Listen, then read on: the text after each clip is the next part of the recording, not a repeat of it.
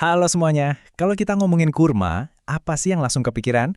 Pasti rasanya yang manis atau jadi takjil wajib pas bulan puasa kan? Tapi gimana kalau ternyata di balik buah mungil ini ada cerita yang jauh lebih dalam, bahkan mengejutkan?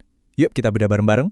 Seringnya kan kita mikir, ya kurma itu cuma pemanis alami aja, pengganti gula. Tapi apa iya perannya sesimpel itu? Pertanyaan ini nih yang bakal ngebawa kita ke sebuah perjalanan yang seru. Menelusuri sejarahnya, sains di baliknya, sampai cara kita memandang makanan itu sendiri. Oke, pertama-tama, kita mundur dulu jauh ke belakang. Jauh sebelum jadi camilan favorit kita, kurma itu ternyata jadi pusat peradaban dan spiritualitas loh. Ini bukan sekedar buah biasa, ini tuh saksi bisu sejarah. Wah, ternyata pohon kurma ini istimewa banget. Kata Ustadz Adi Hidayat, pohon ini tuh lekat banget sama sejarah Islam. Bahkan, Masjid Nabi yang pertama di Madinah itu dibangun pakai batang dan pelepah kurma. Uniknya lagi, dari sisi tanamannya, setiap pohon itu cuma menghasilkan satu jenis kurma. Dan dia nggak akan berbuah kalau nggak dibantu penyerbukan sama manusia.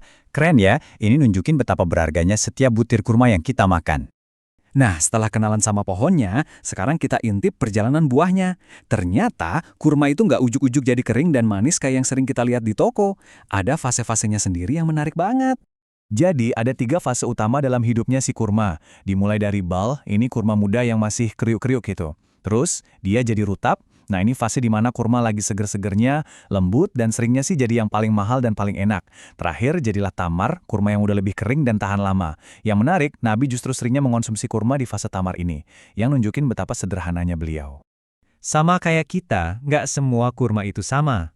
Tiap jenis punya karakter dan manfaatnya masing-masing. Yuk kita lihat beberapa contoh yang paling populer. Coba kita lihat 2 jenis yang terkenal ini ya. Ada kurma ajwa, yang disebut-sebut punya manfaat khusus buat pengobatan. Terus ada kurma sukari, yang dari namanya aja udah ketahuan, sukar itu kan artinya gula. Nah, kurma ini tinggi banget glukosanya. Inilah yang bikin kurma itu jadi semacam baterai instan buat tubuh kita. Gak heran kan kenapa kurma jadi pilihan utama buat balikin energi pas buka puasa? Nah, ngomongin energi cepat dari glukosa tadi, biasanya langsung muncul pertanyaan nih. Banyak yang jadi was-was. Waduh, manis banget gini. Aman nggak ya dimakan tiap hari? Gimana nasib gula darahku nanti? Ini pertanyaan yang wajar banget sih di zaman sekarang. Disinilah kita bakal lihat dari sudut pandang yang beda. Fokusnya bukan lagi ke makanannya, tapi ke pikiran kita. Menurut Dr. Zaidul Akbar, cara kita menyikapi makanan itu bisa jadi jauh lebih penting loh. Jadi, intinya tuh begini. Menurut Dr. Zaidul Akbar, pas kita makan dengan perasaan takut, cemas, atau khawatir, tubuh kita tuh ikut merespon negatif. Rasa takut itu sendiri bisa memicu stres, dan ujung-ujungnya malah bisa ngacak-ngacak kadar gula darah. Bayangin aja, 1 butir kurma yang kita makan sambil cemas, dampaknya bisa beda banget sama 5 butir kurma yang kita makan dengan rasa syukur dan bahagia. Oke, selain soal mindset atau pola pikir, tentunya ada juga dong tips-tips praktisnya biar kita bisa nikmatin manfaat kurma tanpa perlu khawatir. Yuk kita lihat caranya. Dr. Zaidul Akbar ngasih 3 tips yang simple banget. Pertama, coba deh makan kurma bareng lemak sehat, contohnya butter. Lemak ini bantu biar gula dari kurma diserapnya pelan-pelan sama tubuh, nggak langsung jebret naik.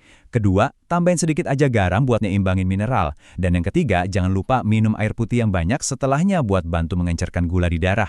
Gampang kan? Tapi ini efektif banget buat dapetin energinya tanpa bikin gula darah melonjak drastis. Jadi kita udah lihat ya, gimana perjalanan kurma ini. Dari yang tadinya pilar sejarah dan spiritualitas, jadi buah yang punya berbagai fase dan manfaat, sampai sekarang jadi cemilan yang bisa kita nikmati dengan cerdas dan penuh kesadaran di zaman modern ini. Nah, sebagai penutup, aku mau ninggalin satu pertanyaan buat kalian renungin. Kalau kita ngomongin makanan sehat, jangan-jangan kuncinya bukan cuma ada di nutrisi makanannya aja, tapi juga ada di rasa tenang dan bahagia di dalam hati kita pas lagi makannya. Gimana menurut kalian? Thank you for watching. Don't forget to subscribe, like, and leave a comment. And be sure to ring the bell so you won't miss the next video, friends. Wassalam.